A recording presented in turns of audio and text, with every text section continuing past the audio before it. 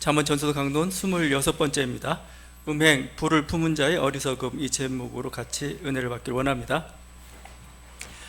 단테 우리가 신고 연옥편을 따라가지고 7가지 죄악들을 우리가 묵상하고 있습니다. 7번째는 음행 또는 음욕입니다. 이 음행에 빠졌던 자들은 어떤 벌을 받을까? 오늘 말씀에 나와 있고 또 음욕이라는 게 상징하듯이 불의 심판을 받습니다. 또 바람의 심판을 받습니다. 연옥에서 이들이 연단을 받는데 보면은 이렇게 불꽃길, 불길이 사방에 있습니다. 그 불꽃길을 통과하면서 막 달리면서 정화의 과정을 거칩니다.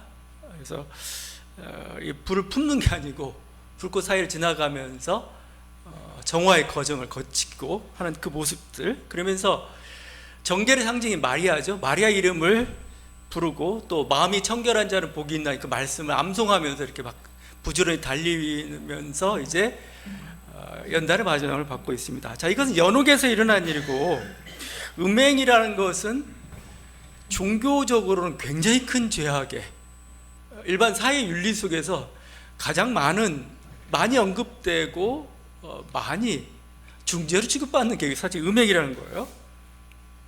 그래서 그런지 일부는 연옥에 있지만 또 대부분은 그 영원한 그 지옥에서 심판을 면치 못합니다. 무슨 심판일까 했더니 폭풍과 같은 엄청난 태풍이라고 생각하시죠? 태풍에 사람이 막 떠밀려 가고 막 휘날리는 겁니다. 그러다 떨어지기도 하고 막 다시 바람에서 계속 그렇게 바람에 휘날리는 벌이에요. 이렇게 표현합니다. 죄 있는 영혼의 무리들이 지옥의 모진 바람에 따라 상하좌우로 까불리고 있더라. 조그만 희망도 위로도 없고 휴식도 가명도 기대할 수 없다. 음행을 저지른 자를 받는 하나의 심판의 모습입니다. 지옥에서. 근데 그 내용들을 보다 보면은 이 음행의 죄에 대해서 그러니까 단테가 지옥에 보낸 사람들을 리스트를 보게 되면은 좀 가부장적이에요. 가부장적인 게 뭐냐면 거기 간 사람들이 주로 우리식으로 따지면 여걸들이 많습니다. 여걸, 여왕, 왕비 있는데 사랑 때문에 좀 문제가 됐던 사람들이 전부 지옥에 보내버렸어요. 누가 갔겠어요? 클레오파트라가 거기 있습니다. 트로이 전쟁의 화근이 되었던 헬레네가 여기서 심판을 받는데 헬레나를 취했던 파리스도 같이 심판을 받고 있습니다. 로마 건국의 영웅이 아이네아스죠. 근데 아이네아스를 디도 여왕, 유명한 사랑입니다. 카르타고의 디도 여왕이 사랑을 하지만 사랑이 실패해요. 자살해버립니다. 하여튼 그 여왕도 이쪽에서 근데 대부분 간간히 남성도 있지만 압도적으로 많은 게 여성이에요. 굉장히 유명했던 여성들, 사랑 때문에 실패했던, 이걸 우리가 가부장적이라고 표현하는 겁니다. 그러니까 굳이 여기에 이렇게 음행죄로 이들을 분류시켜 놔야 돼? 그 다른 여러 가지 삶들도 있고 하는데 주로 여기에 집어넣었죠. 그러니까 우리가 단테를 쫓아서 신곡 여행을 하지만 이게 결정적인 게 아닙니다. 단테의 자기 생각과 그 당시였던 우리가 풍습, 어떤 견해들이 실려져 있는 그 심판이에요. 보게 되면 결국은 하나님 심판이 아니라는 겁니다. 이게 중요합니다. 왜냐하면 여전히 지금도 제가 아는 그 유명한 분 계십니다. 개신교에. 이분이 간증처럼 막 자기가 지옥에 갔다 온 얘기들 하는데 제가 보니까 단테의 신곡의 내용이에요. 그걸 자기가 경험한 것처럼 막 얘기하는데 굉장히 유명한 분이에요. 저거 단테의 신곡인데? 그래놓고 거기에 덧붙여가지고 자기가 생각하는 사람들 거기에 지옥에다 집어넣어요. 그러니까 이게 하나님의 말씀이 아니라는 겁니다. 이거. 근데 또 단테는 또 한편 이렇게 음행의 죄를 뭐라고 하면서도 또 굉장히 동정적인 면이 좀 있어요. 왜냐하면 여긴 불륜이잖아요. 불륜에는 또 로맨스가 있는 거잖아요. 그래서 그 중에 한 여인이 프란체스카입니다. 이 프란체스카는 참 그렇죠. 속아서 결혼한, 그러니까 자기 남편이 워낙 못생기고 폭력적이니까 남동생을 대신 남편이 좀 선을 보게 하고 나서 결혼식장에 가니까 아니었어요. 그래서 결혼하고 하다가 또 이 사람이 여기 남동생을 사랑해가지고 둘이 사랑하는데 이제 형이 남편이 알고 둘을 죽여버립니다. 그래서 지옥에 떨어졌어요. 근데 매우 동정적인 시선으로 바라봅니다. 그 사람의 말을 읊어줘요. 사랑이란 다정한 마음에 즉시 타오르게 마련이라 사랑받은 이상 사랑을 주는 것이 사랑의 계율. 자기 로맨스, 그렇죠? 사실은 이 여인은 불운한 여인이에요. 속아서 결혼한. 그래서 하여튼 이 불륜이 간음으로 된 굉장히 중재지만 기독교에서는 그렇지만 굉장히 그들의 로맨스를 안타까워하는 모습도 나타나기도 합니다. 제가 이렇게 얘기하는 것은 굉장히 인간적인 기준으로 지금 나누고 있다는 겁니다. 그래서 저는 음행과 음욕을 좀 나눴으면 좋겠어요. 일단 잠언은 음행을 지금 문제 삼고 있지만 신약 시대에는 오히려 이 음욕이라는 게 더 중요시 여겨지고 있습니다. 그건 약간 달라요. 음행은 행동으로 나타난 죄예요. 근데 음욕은 약간은 좀 어떤 정신적이고 뭔가 법적인 뭐 이런 게 좀 자연법적인 그게 좀 가미가 된 겁니다. 오늘 우리가 읽은 본문 말씀이 6장이죠. 6장 굉장히 긴 구절을 읽었어요. 성경 말씀이 지금 이렇게 무려 24절, 35절까지 거의 12절에 그쳐가지고 아주 자상하게 음행이, 간음이 여자에게 넘어가는 게 남자 중심으로 좀 펼쳐지고 있죠. 얼마나 어리석은지를 펼쳐주고 있습니다. 근데 이것뿐만 아니고 5장의 한 장 전체가 이 내용입니다. 음행은 얼마나 이런 어떤 여자 문제 넘어지는 건, 음녀에게 후리는 건 이런 식으로 표현되어 있어요. 얼마나 어리석은가. 7장 전체도 마찬가지입니다. 5장, 6장, 7장, 잠언서가 31장이에요. 근데 3장에 걸쳐가지고 이 문제를 다루고 있어요. 그러니까 매우 많은 분량입니다. 분량으로 따지면 잠언서니까 지혜에 대한 권면이 제일 많겠죠. 그 다음으로 많은 거, 이게 음행에 대한 경고입니다. 그만큼 중요한 문제예요. 근데 사실 중요한 문제, 왜냐하면 고대 농경 사회에서 한 인간이 실패한다는 것, 젊은이가 넘어진다는 건 뭘까?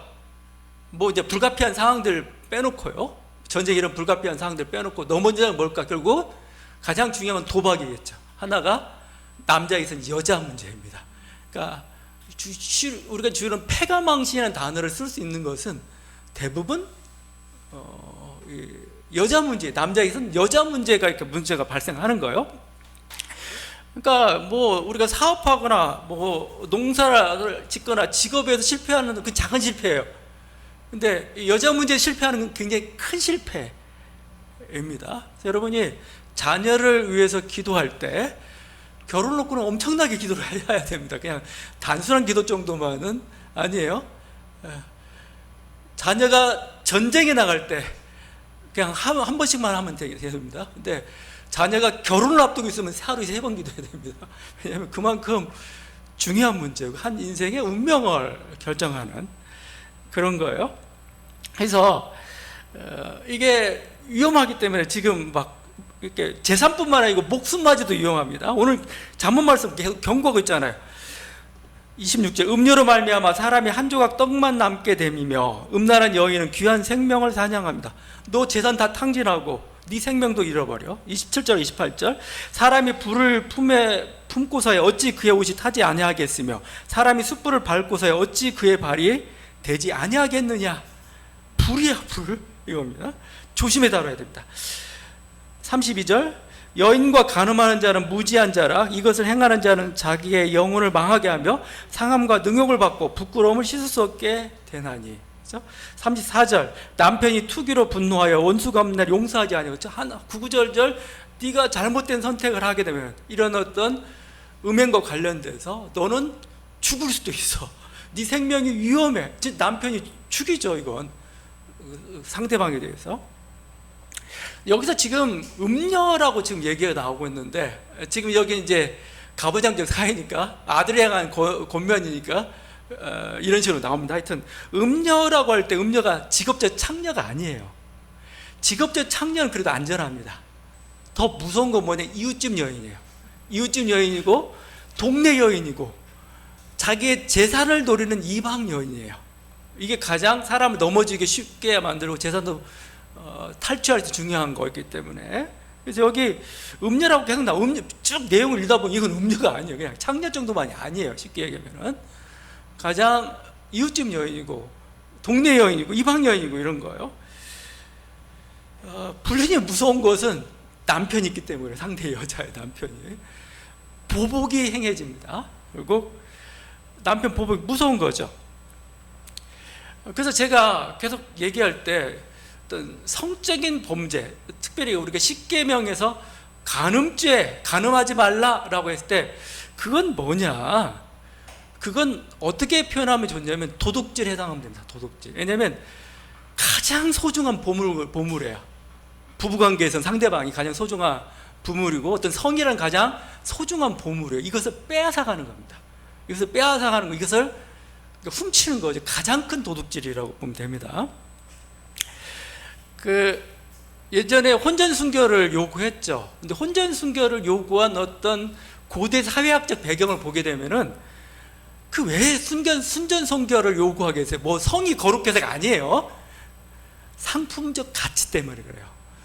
결혼이라는 건 두 집안이 만나는 겁니다. 근데 자기 두 집안이 만나가 자녀를 생산해야 돼요. 근데 뭐죠? 이게 내 자녀임을 확신해 줘야 될 거 아니에요?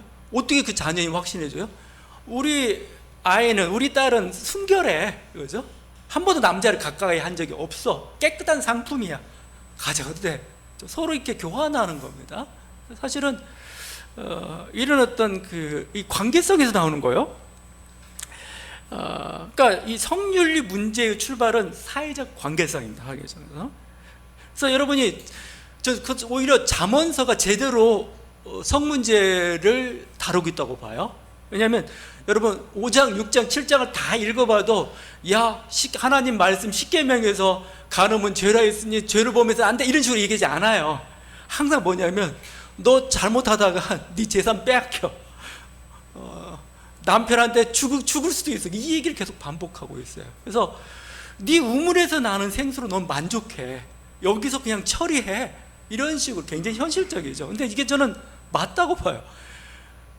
성역이나 음욕이나 성 문제가 뭐가 문제냐, 바로 사회 관계성의 문제예요. 상대방에게 피해를 입혀요. 상대방에게, 누구에게 피해를 입힌다는 겁니다. 엄청난 피해고, 엄청난 피해를 입히기 때문에 성폭력이 사실은 굉장히 큰 문제고, 이런 어떤 간음이라는 게 큰 문제가 된다는 겁니다. 이게 가장 기본적인 어떤 거예요. 여기서 출발하면은 괜찮아요. 그래서 성경에 보게 되면 결국 다 그래요. 다윗이 간음을 했지만 돌로 쳐맞아 죽지는 않았어요. 왜냐하면 권력자이기 때문에. 그리고 이 사실 권력자이기 때문에 안 죽은 거죠. 아니었으면 우리한테 죽었을 거예요. 근데 워낙 권력자니까 자기가 먼저 죽여버린 거죠. 우리아의 소중한 재산을 훔친 겁니다. 이거. 요셉도 불륜의 어떤 위기에 맞닥뜨려가지고 피해서 달아났죠. 성의 유혹을 뿌리셨습니다. 그래서 요셉은 오늘 잠언서가 말하는 지혜로운 사람의 전형이에요. 이 성문제에서 여기서 잘못하면 어떻게 됐을까요? 그야말로 시위대장 보디발한테 완전 죽음을 당할 수도 있었어요. 그러니까 다윗의 아들 중에 암논이 있죠. 암논은 배다른 동생 다말을 성폭력을 했습니다. 그래서 어떻게 됐냐?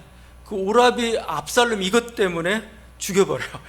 죽임을 당합니다. 그러니까 결국 잠언서의 어리석은 자의 모습이 나타나고 있습니다.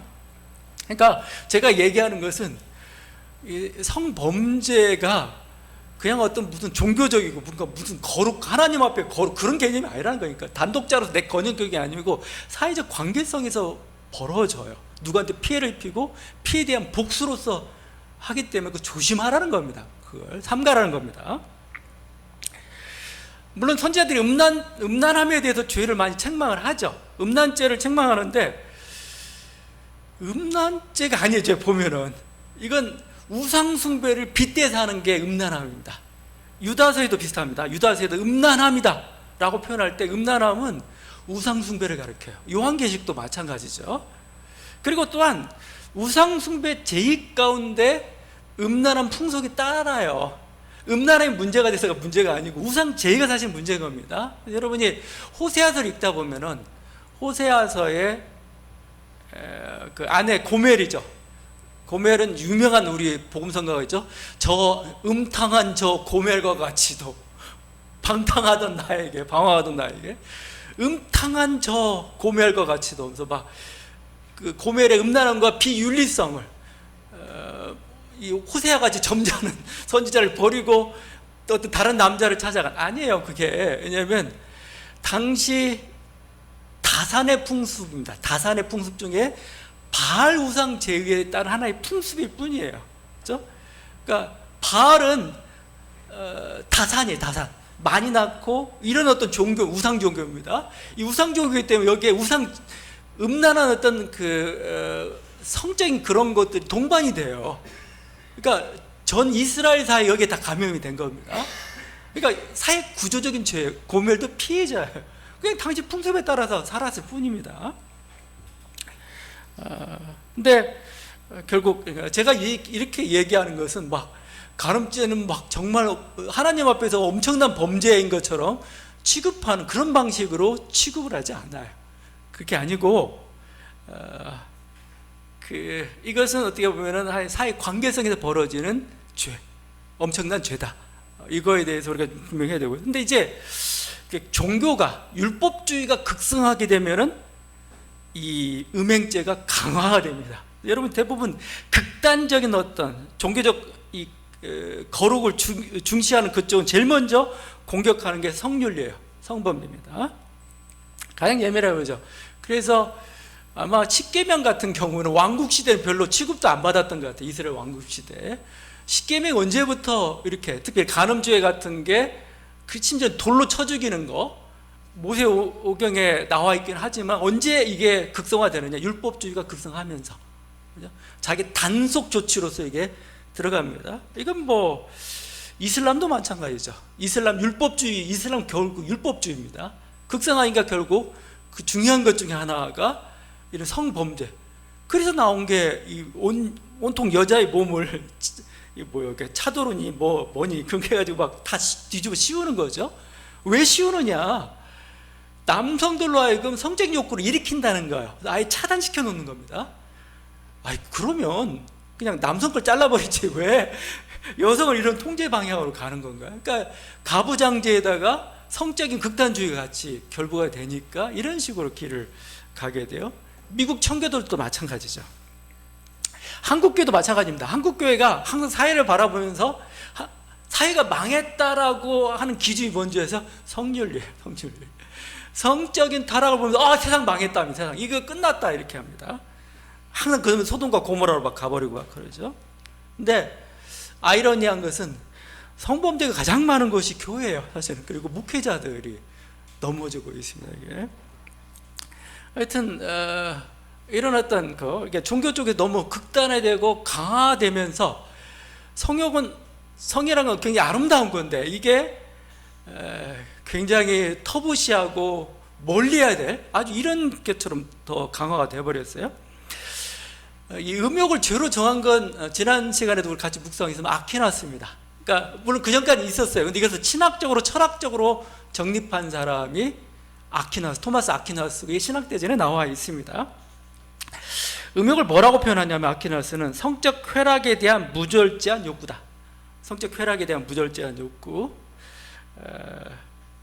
그러면서 성욕이 죄가 되는 이유는 이 무절제한 욕구 때문에 인간의 가장 고귀한 능력인 이성이죠. 이성을 마비시킨다는 거죠.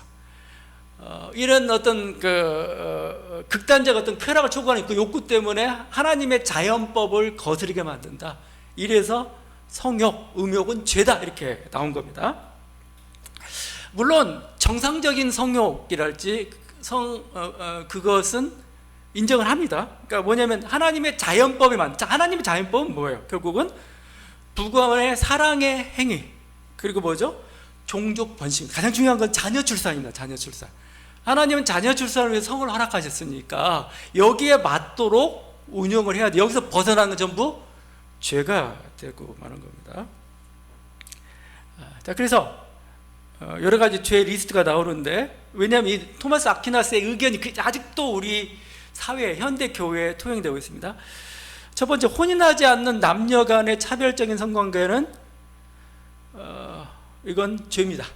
왜냐하면 타인에게 직접적인 불의를 행하지는 않았지만 자녀 양육이 하나님의 큰 자연법적인 틀을 깨트리는 행위예요. 예? 가족이라는 안전한 부부관계 속에 이루어질 그 하나님의 틀이 있는데 이걸 벗어나서 하는 약간 쾌락의 도구처럼 사용되는 거죠. 그래서 혼전 순결을 강요합니다. 자연법을 위배한다 이거죠. 어떤 간음, 강간, 이건 마찬가지로 죄입니다. 왜냐하면 타인의 권리나 배우자와의 신의를 저버리는 행위가 되어버리는 거죠. 이것도 불의죠. 근친상간도 죄입니다. 왜냐하면 가족 간 지켜야 될 자연적인 존중을 또 거부했다. 그러니까 모든 게 자연법인 겁니다. 그 다음에 여러 가지 자유행위, 수간, 동성간 성행위, 피임 등, 피임도 마찬가지입니다. 종족 번식이라는 자연의 목적을 왜곡하기 때문에 죄가 됩니다. 그러니까 우리가 이제 여러분 다 어른이고 그러니까 좀, 그리고 잠언서잖아요. 잠언서니까 좀 지혜롭게 좀 설명 좀 하려고 하는 겁니다. 지금 중세인들은 정액에 생명이 있다고 봤어요. 지금도 카톨릭은 이걸 믿기 때문에 굉장히 곤란스러워요. 왜냐면 영혼이 언제 들어가냐, 영혼이 남자 정자 결합할 때 영혼이 들어가는 거니, 아니면 착상할 때 이거 논쟁이 막 있고 봐. 그럼 하여튼 근데 그 정액에 생명이 있다고 했어요. 그러니까 정액을 낭비하면 죄입니다. 그러니까 이런 식의 체계들을 가지고서 자연법에 위배된, 자연법이라는 건 사실 그 당시 중세인들이 가지고 있던 자연법이죠. 그 틀에서 어긋난 것은 죄다, 음욕이다 이렇게 해당한다 해가지고 다 차단을 시킨 겁니다. 청교도도 마찬가지였습니다. 청교도는 항상 검은 옷을 입고 다녔죠. 왜?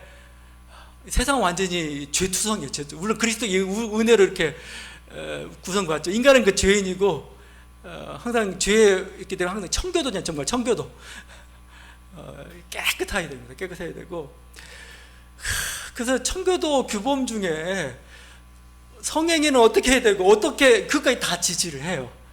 지지해가지고 이게 쾌락으로 가면 죄입니다. 하여튼 극단적인 사실 자연법, 자녀 출산이라는 이런 거죠. 근데 이제 우리는 현대라는 사회를 맡고 있습니다. 근데 여전히 우리가 중세나 고대의 그 성윤리를 답습해야 될 건가? 그건 저게 아니라고 보는 거죠. 자연법이 바뀌었어요. 자연법에 대한 인식들이.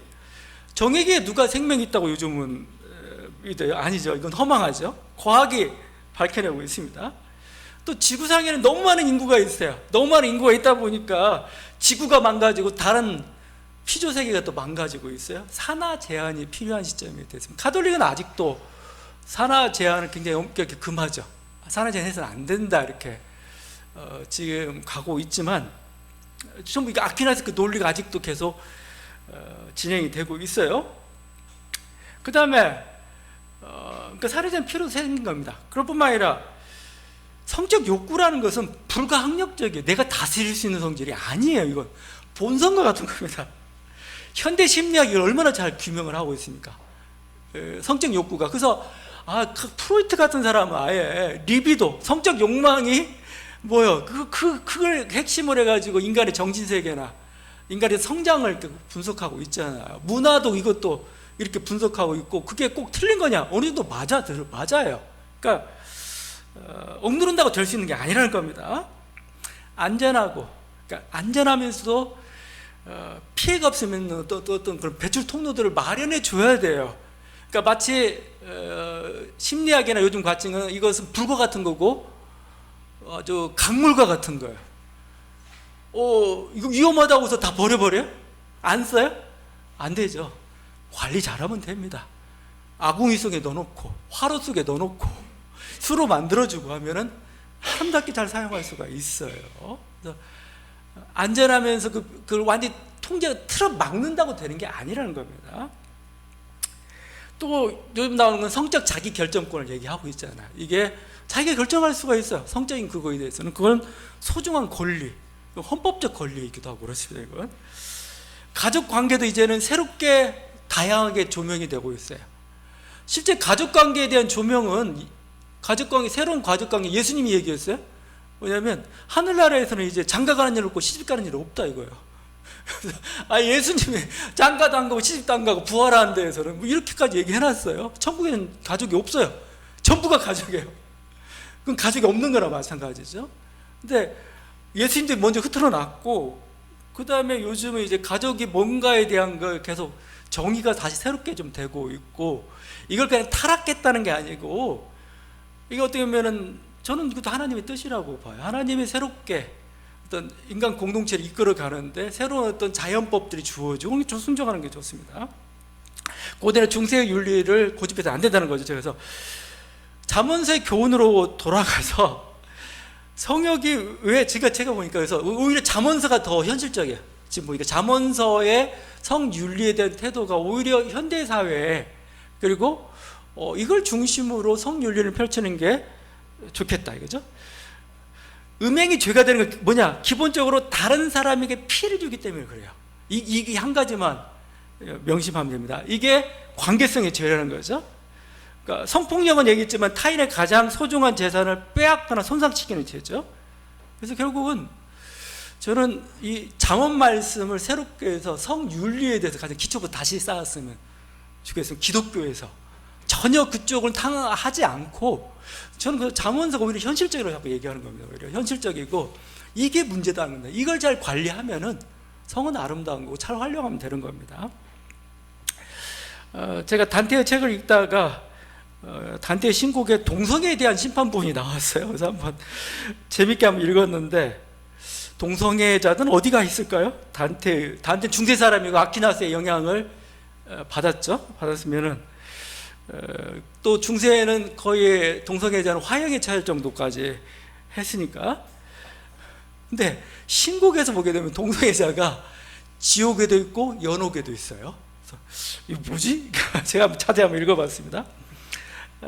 지금 지옥에 떨어진 동성애, 왜 동성애가 아퀴나스의 논리대로는 자연법을 어겼기 때문에 그런 거죠. 남자와 여자 만나서 건강한 자녀를 생산해야 되는데 그 관계를 어겼기 때문에 죄가 된 겁니다. 그래서 동성애에 대한 그 심판하는데 누가 같이 심판을 받냐면 고리대금업자와 같이 심판을 받아요. 고리대금업자는 뭐냐면 돈을 낳는 게 고리대금이잖아요. 그러면 자연법에 위배되는 겁니다. 아퀴나스의 생각에서는. 왜냐하면 돈이라는 것은 자연에 대한 그게 대한 그 반영일 뿐이에요. 가치 척도일 뿐인데 돈을 낳는 건 이건 이상하다 이겁니다. 그래가지고 고리대금업자하고 동성애자가 같이 심판을 받습니다. 같이 심판을 받는데, 이 심판은 제일 끔찍한, 뭐 다 끔찍하지만 되게 끔찍한 심판 같아요. 하늘에서 불비가 내려요. 불비가 막 내립니다. 바닥은 불비가 내려가 뜨거운 사막이 되어 있습니다. 여기를 쉼없이 달려야 됩니다. 막 달려야 됩니다.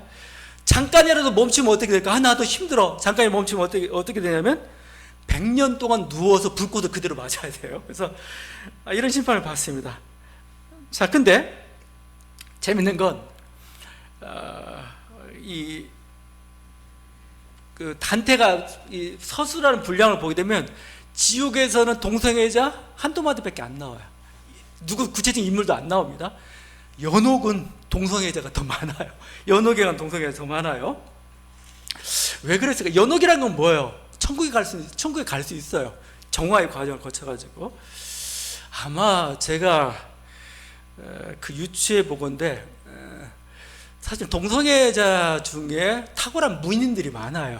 그러니까 자기 동료들이에요. 그러다 보니까 차마 단테가 지옥으로 못 보내고 이쪽으로 보낸 겁니다. 자, 근데 연옥이 있는데 최상층인 7번째 층이 있어요. 7번째 층. 최상층이 천국이 제일 가까운 곳입니다. 동성애자를 보냈습니다. 이제 막 그 불길 속을 헤치면서 단테가 가고 있는데 맞은편에 일굴의 무리들이 막 이건 슬로우 러닝인지 모르겠는데 달리면서 와요. 동성애자 무리입니다. 동성애자 무리들 막 와가지고 상대편 이쪽에 이제 이성애자 무리들도 있을 거 아니에요. 이성애자들은 이제 이쪽은 음욕 때문에 이쪽에 있는 사람들이 둘이 마주치는데 서로 막 허깅하고 막 그래, 반갑다고. 그러면서 열심히 우리 정화하자고 이제 갑니다. 그때 이렇게 얘기합니다. 소돔과 고모라야 하면서 막 이렇게 그를 기억하라 하면서 이제 갑니다. 그때 그 이제 단테 태도는 이런 거예요. 이들이 어떻게 이쪽에 왔는가? 죽기 전에 회개해서 그렇습니다. 죽기 전에 회개해서. 회개라는 것은 굉장히 중요한 게 종부성사죠. 카톨릭의 종부성사. 마지막에 회개하게 되면은 죄를 다 용서를 받고 이제 연옥에서 이렇게 있는 겁니다. 그래서 마지막에 회개이기 때문에 왔다 이렇게 표현하고 있고, 이들은 여기에서 또 사실 자연법을 위배한 거에 대해서는 인정을 해요. 이거 그래서 니네 지금 여기서 연단 받고 있어 합니다. 그 중에 한 사람이 이렇게, 시인인데 이렇게 탄식합니다. 소돔이라 소리쳐 자기 자신을 꾸짖어 부끄러움 위에 불길을 끼얹느니라. 우리 죄악을 양성 동체의 것으로 인륜의 계율을 지키지 않고 짐승처럼 정욕만 따랐나니 하면서 자기가 자연법을 어긋나 가지고 행했던 거에서 회개하는 장면이 있긴 있습니다. 제가 이걸 자세하게 좀 이렇게 하는 이유는 결국 어떤 이게 지옥에 보내고 연옥에 보내고 뭐 이런 모든 것들, 천국에 보내고 이런 모든 게 그 기준이 되는 게 당시의 자연관이라는 겁니다. 자연관. 이것을 우리가 본성으로 얘기할 수가 있습니다. 근데 본성이라는 건 보면 알겠지만 시대에 따라서 조금씩 달라져요. 시대라는 게. 그러니까 우리 시대의 어떤 풍습이라는 게 있습니다. 풍습을 따라서. 근데 이걸 전혀 무시할 수는 없죠. 왜냐하면 조선시대에 기독교가 전파가 됐어요. 야, 기독교는 남자나 여자나 다 하나이기 때문에 뭐 우리 함께 예배드리겠다 하면 선교 못합니다. 이런 짐승만도 못한 놈들 해가지고 못 가요. 그래서 나온 게 기역자 교회예요. 저기 전북 김제 쪽에 있죠. 금산 쪽에 기역자 교회가, 기역자가 이렇게 되어 있어요. 기역자 교회가 왜 그랬겠어요? 남자 있죠, 여자 있죠. 중간에 칸막이를 탁 칩니다. 그래가지고 이렇게 해가지고, 왜냐면 그 시대니까. 그런데 마치 이렇게 봅시다. 근데 현대 사회가 뭐 그때는 그래서 칸막이를 다 가렸을 뿐만 아니라 세례도 어떻게 준 줄 아세요? 이렇게 흰 천을 이렇게 놔두고 가림막에 구멍을 뚫어요. 머리만 밉니다. 여자 같은 경우는 머리만 밀고, 머리 만지면 안 되죠. 뿌려야 돼요. 이렇게 쫙 뿌리면 됩니다. 뿌려가지고 이렇게 세례를 받게 하고, 그리고 전도를 해야겠는데 남자가 안방에 들어갈 수가 없잖아요. 그래서 만들어진 게 전도부인이에요. 전도부인들이 막 가서 안방에 가서 복음을 전하고. 타게 뭐요? 그 당시 풍습이에요, 풍습. 이거 안 지키면 선교 못하고, 여기는 완전히 정말 본성과 남녀가 유별한 게 본성이야, 이런 체제. 자연법이야, 이런 체제예요. 근데 지금도 그걸 지켜야 되나요? 아니잖아요. 여러분 지금 섞어 앉았잖아요. 지금 100년 전 저기 선비가 와서 보면 이런 불경한 것들 해가지고 막 혼냈을지도 몰라요. 남녀가 섞여 앉아가지고. 이게 자연법입니다. 이게 본성이고, 이게 시대에 얽혀 있다는 거죠. 그래서 하여튼, 그리고 뭐 이렇게 자기 호불호에 따라서 뭐 이쪽 보냈다 저래 보냈다 이거죠. 뭐 요즘 이제 동성애 같은 경우는 계속 문제가 붙고 있죠. 왜냐하면 동성애 성적 지형이라는 표현을 쓰고 있지만 자연성 때문에 그렇습니다. 자연성 때문에. 선천성이라고 표현할 수가 있죠. 이게 자연적인 거냐 아니냐 가지고 지금 논쟁이 계속 붙고 있어요. 세계보건기구 WHO에서는 원래는 동성애를 질병 분류해 놨습니다. 이건 질병이야라고 기준, 그러니까 세계보건기구니까 병 분류를 다 해요. 이렇게 쫙 분류를 하는데, 동성애는 이쪽이다, 질병이다. 예전엔 그랬는데 이제는 여러 가지 논란이 있으니까 질병책에서 빼버립니다. 그리고 어디로 가냐면 성건강범주로 바뀌었어요. 성건강범주. 성건강범주라는 건 뭐냐 하면은 불편함이에요. 그냥. 왜냐하면 이게 본인도, 동성애자 본인도 조금 계속 뭔가 안 맞는 거예요, 이게. 그러니까 여기 여러 가지 불편함들 호소하는 게 있습니다. 자, 그건 뭐냐면, 제가 이건 아직 논란이 있지만 하나의 그런 과정들은 거쳐가고 있는 거예요. 그러니까 하나의 어떤 시대나 하나의 어떤 그 시대에 고착된 문자가 이걸 결정할 수는 없어요. 사회적 인식이나 그거에 따라 성률리는 조정될 수 있습니다. 예. 근데 절대적인 원칙은 있죠. 오늘 자본서가 제시하고 있습니다. 뭐냐면 타인에게 폭력이나 손을 끼치면 안 된다는 겁니다. 이거 그렇게 되면 그건 죄라는 겁니다. 아직도 그 죄가 유효하면은 그건 죄인 겁니다. 지금 그러니까 가장 이건 만고불변의 진리예요. 그냥 그래서 오히려 그러니까 이런 게 우리들이 조금 계속 논의하고 좀 해야 되고, 사실은 제 잠언서 설교가 약간 스타일이 선포 스타일은 아니고 이렇게 돼버렸어요. 왜냐하면 지혜니까. 이건 지혜는 따져봐야 돼요. 지혜는 생각해봐야 됩니다. 뭐가 옳은가, 뭐가 적용 가능한가, 그리고 이게 돼야 뭐죠? 여기서 나오는 게 공공성이에요. 공공성이라는 건 뭡니까? 기독교의 진리가 사회에도 유용하다. 사회에도 유용하다. 그죠? 기독교의 생명이 사회에도 생명이 되는 거야 라고 주장할 수가 있는 거죠. 그냥 공공성 없이 그냥 성경이 이러니까 이건 아니야 라고 하는 순간 교회가 섹터화가 됩니다. 고립화가 됩니다. 단절된다는 거죠. 대화가. 그러니까 지금 한국교회 여러 가지 문제점들, 한국교회의 문제가 어디서부터 발생하느냐? 대화 단절이에요. 사실은 사회에 대한 건전한 상식을 수용하고 기독교가 가지고 있는 그 진리를 세상에 이렇게 보편적으로 설명할 수 있는 그것을 차단시켜 버렸어요. 안 해버려요. 우리만 옳고 니네는 그러다, 이런 식으로 가다 보니까 대화도 안 되는 거고, 의사소통에 문제가 되니까 진리에도 문제가 생깁니다. 이게 요즘 현대 사회학의 이론이죠. 의사소통 자체가 사실은 진리를 찾아가는, 그게 진리예요. 그 자체가. 근데 우리는 거부해버리죠. 우리는 답을 가지고 있어. 근데 그 답이라는 것은 2000년 전 고대 중세사회의 답이에요. 현대사회의 답이 아니고 우리는 계속해서 질문을 해야 되는 겁니다.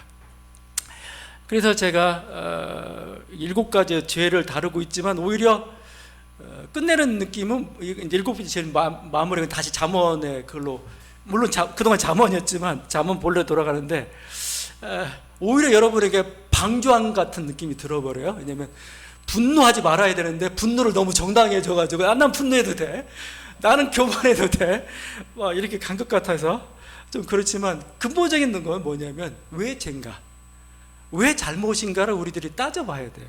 생각해봐야 됩니다. 그렇구나 하면서 이렇게 가야 자기 어떤 삶의 정리해야 되는 거고, 또 그 모든 것을 막는다고 해서 되는 게 아니에요. 막는다고 하는 게 아니고 오히려 막을 수 없으면 뭐죠? 잘 관리하는 게 필요합니다.